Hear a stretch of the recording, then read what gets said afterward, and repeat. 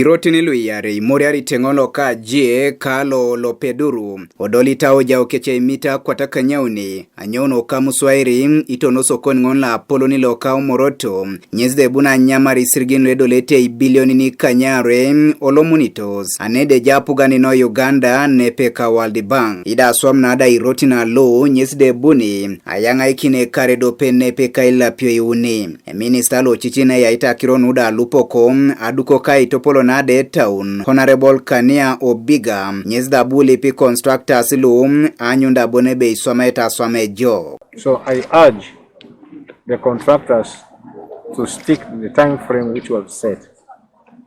Number two, I expect quality work which will last. Yes. And to achieve that, it is first the contractor, but also the local leaders here must pay attention. Yes. They must pay attention to the contract as it goes along, so that the work is done without interference, but it is done properly. Konye Honorable Stella Tiang na ade rai MP Otumano Moroto District nyezda bwili pe kampuni le ya iti na aduko na egude alo besiri bojo imuroko ikaramoja ando balomakine iriti tungalo king abnira swam. And I also want in this contract to inform the contractors that please, if it is designed that way, let's do it effectively to have the tarmacking of the road that way with high quality. But there is a tendency of importing sometimes the local labor also outside area. And I want to plead to the contractors that please, if we have technical persons in Karamoja or in Moroto, please make them a priority. Kwenye de minister nyesda balebe emame iponelo de jala kinere itunga lodo Karamoja okau arejas kida papula ikech. I don't see why a contractor would not employ a qualified local youth or even a local person here. First of all, it will be cheaper. It doesn't involve movement of those people. Why would they not do it? It would be wrong business for them not to do it.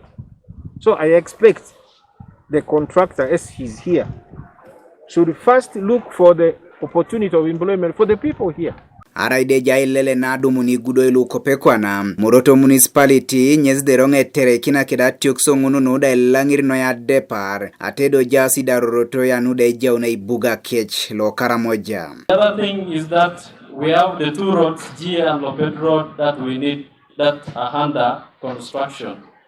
But it would be unrealistic to leave the sections on the upper side next to the cathedral and down left untarmacked.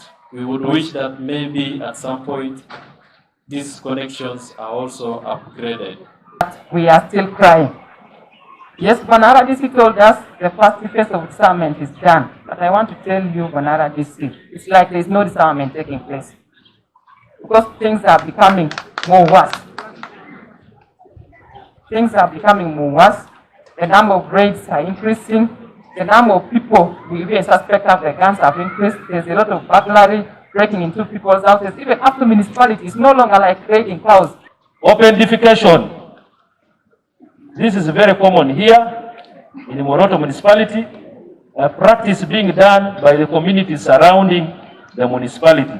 That is Nadunget, Rupa, Katikekile, sub-counties, who spend the whole day in the Moroto town whereby we lack public toilets. Idengeta kinegudo lo ebunida ikeun aisubis nepeka itopole municipality. Una karangeru kudia nyara kudia kenagumba apatan mulu ijaga mutruanu egite business tapatna eloge. Orotin ukezde luka itose soko nilo Apollo nilo do Moroto ida los kinete nyesida ispedor itunga los tegwelete nepeka gwelanar ikechi borom. Godfred Eyoku TV East Moroto.